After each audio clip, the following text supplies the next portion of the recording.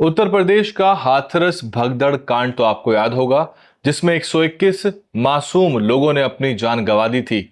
इसमें अधिकतर महिलाएं और बच्चे थे और ये सभी लोग एक बाबा के सत्संग में गए जहां भगदड़ मच गई। ये कोई आम सत्संग नहीं था, ये आम लोग नहीं थे, ये असल में एक ऐसे बाबा का सत्संग था जिनका खुद संबंध दलित समाज से है। और ये जो लोग इस सत्संग में गए थे, इनमें से अधिकतर लोग भी दलित समाज से संबंध रखते थे। हाथरस की यह घटना थी।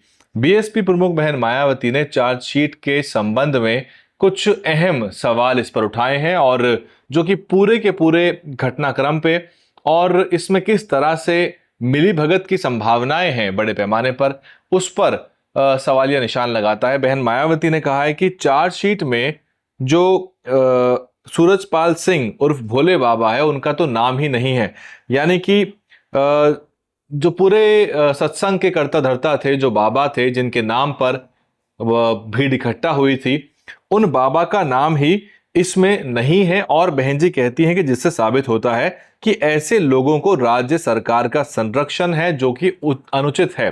तो सीधे तौर पर बहन जी कहती हैं कि ये सत्ता के संरक्षण में पनप रहे बाबा हैं, और इनका नाम इसमें चार्जशीट में होना जरूरी था, जबकि इसमें 11 सेवादारों को मुख्य आरोपी बना दिया गया है। 2300 पेज की ये चार्जशीट है इस दर्दनाक घटना की।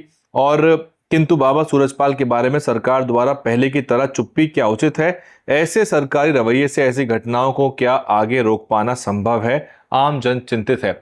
अब मुझे आपसे 2-4 सवाल पूछने हैं इस रिपोर्ट को खत्म होने के बाद। नीचे फेसबुक, यूट्यूब, जहां भी आप इसको देख रहे हैं, कमेंट करके मुझे बताइए कि क्या ये चिंता का विषय नहीं होना चाहिए उस वर्ग और समाज के लिए जिसको बाबा साहब ने जागृत किया, जिसकी चेतना जगाई, जिसको बताया कि तुम गुलाम नहीं हो, तुम्हें जाति के बंधन तोड़ने होंगे और तुमको मैं अधिकार संविधान में देकर जा रहा हूं। तुम्हारे शिक्षा के अधिकार है, संपत्ति के अधिकार है, प्रगति उन्नति के अधिकार है, और ऐसे प्रावधान बना रहा हूं ताकि भविष्य में जब जातीय अत्याचार उत्पीड़न हो तो उससे बचाव के लिए भी सरकारें कानून बना सके, जिससे कि SC/ST एक्ट जैसे कानून बने और आरक्षण के प्रावधान भी बाबा साहब सुनिश्चित करवा के गए। किस तरह से लड़ झगड़ के बाबा साहब ने आरक्षण के अधिकार न केवल विधानसभा लोकसभाओं में दिलवाए, बल्कि नौकरियों में भी आरक्षण सुनिश्चित करवाया। वही तबका आज बाबा के सत्संगों में जाकर अपनी जान गंवाता है। और इससे ज्यादा दुख की बात तो ये रही, जब मैं उस इलाके के लोगों की स्थानीय मीडिया की कुछ बाइट और क्लिप देख रहा था, तो महिलाएं ये तक कह रही थी, उनको इस बात की कोई चिंता नहीं कि इतने लोग मारे गए।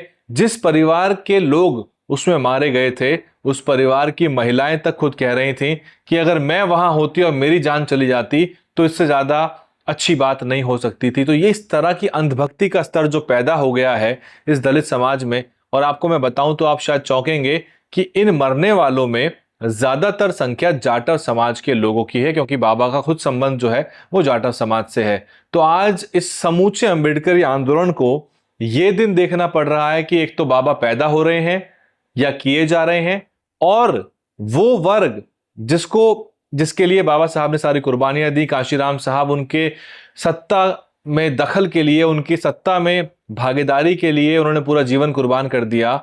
वो तबका जो है आज बाबाओं के सत्संग में मरने के लिए उतावला है, भीड़ बन के वहां जाता है। शिक्षा, रोजगार, सत्ता में भागीदारी, आपके लिविंग स्टैंडर्ड कैसे बेहतर होंगे, आपकी आने वाली पीढ़ियां इस जाति की गुलामी से कैसे बाहर निकलेंगी, इस सब की चिंता खत्म।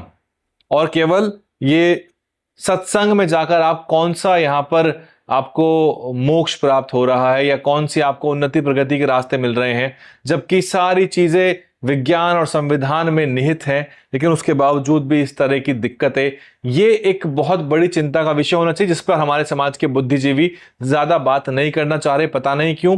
लेकिन ये असली प्रतिबिंब है समाज का, और अगर इसी तरह के ट्रेंड चलते रहे आगे भी तो पतन की ओर जाना निश्चित है। और केवल इसको इग्नोर कर देना या ठंडे बस्ते में डाल देना या लीपापोती कर देना कि ये एकमात्र इंसिडेंस है, ये बताता है कि गांव देहात में क्या कुछ पनप रहा है। बहन जी ने तो खैर सही सवाल उठाए हैं राज्य सरकार से कि आप उस बाबा को क्यों नहीं मुख्य आरोपी बनाते, जो कि करता धरता थे, जिनके नाम से ये भीड़ इकट्ठा हुई, उनको क्यों संरक्षण दिया जा रहा है, उनको क्यों बचाया जा रहा है। लेकिन मेरे सवाल इससे बड़े हैं, और मेरी चिंताएं इससे भी ज्यादा बड़ी हैं कि ये समाज इन बाबाओं के सत्संग में जा क्यों रहा है, जबकि दर्जनों महापुरुषों ने अपने जीवन लगा दिए इस जाति की गुलामी को तोड़ने के लिए।